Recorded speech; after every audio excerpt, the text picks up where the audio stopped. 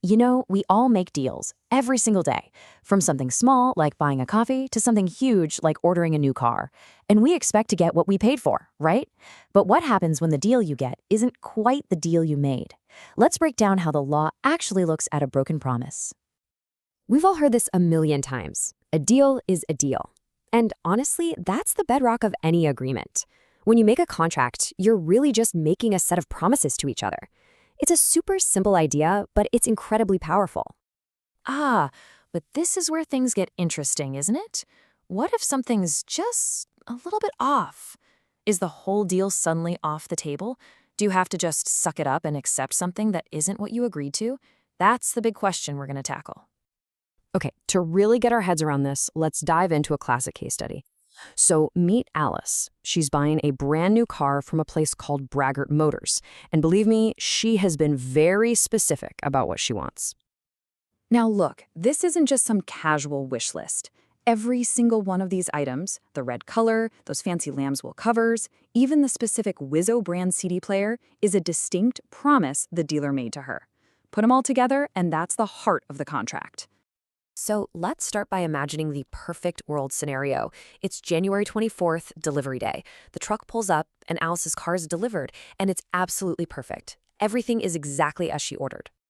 In the language of the law, when both sides do exactly what they promised, the contract is considered terminated by performance. Alice gets her perfect car, the dealer gets paid. Everybody's happy. Case closed. Or is it? You'd think so, right? The car's in the driveway, money's been paid, but, well, the law has a bit of a longer memory. Even after the delivery, some promises can still be very much alive. And this is so crucial. Getting the car doesn't automatically wipe the slate clean of all obligations. I mean, think about things like warranties or guarantees. They're meant to last long after you've driven off the lot. So let's say a couple of days later, those nice seat covers start falling apart. Or, yikes, the exhaust just drops off the bottom of the car. The main deal was done, sure, but these problems are a breach of the dealer's basic promise about the car's quality. So the contract isn't truly over. Alice can still take action and get this sorted out. Okay, so that's what happens when things go right at first. But now, let's hit the rewind button. Let's go all the way back to delivery day and explore what happens when the promises are broken right from the get-go.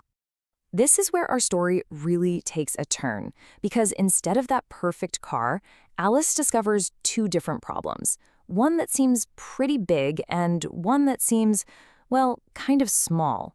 And this is where the law gets really fascinating. The first issue is, you can't miss it. The car is black, not red. Alice was crystal clear. She wanted a red car. This is a massive difference from what was promised. Okay, the second problem is a little more subtle. Everything else seems right, but the CD player is the wrong brand. It's a Nerd instead of the Wizzo that was written right there in the contract. So this is the million-dollar question. Does the law look at a black car the same way it looks at the wrong CD player? You'd think, hey, a broken promise is a broken promise, but it's actually way more nuanced than that. To answer that question, we need to understand a huge distinction in contract law, the difference between a condition and a warranty. They might sound a bit alike, but in terms of legal power, they are worlds apart. First up, a condition.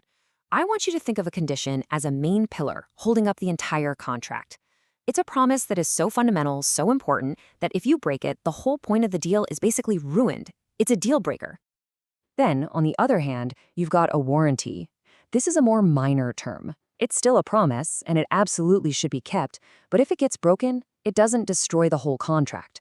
The main deal can still go ahead. So let's apply these ideas directly to Alice's mess. The color of the car, that is almost certainly a condition. It's a core part of what she was buying. But the brand of the CD player, that's likely a warranty. She still has a car, and it still has a stereo. It's just not the exact brand she wanted. So why does this all matter? How does this difference actually play out in the real world? Well, it's not just some dusty legal theory. It directly determines what Alice is legally allowed to do next. And here you see the huge difference in power. Because the wrong color is a breach of a condition, Alice has the ultimate trump card. She can refuse to take the black car and just walk away from the whole deal. But for the wrong CD player, that breach of warranty, she has to accept the car. Her only remedy is to get damages, some money back for the difference in value. So if you remember one thing, it's this. Not all promises in a contract are created equal.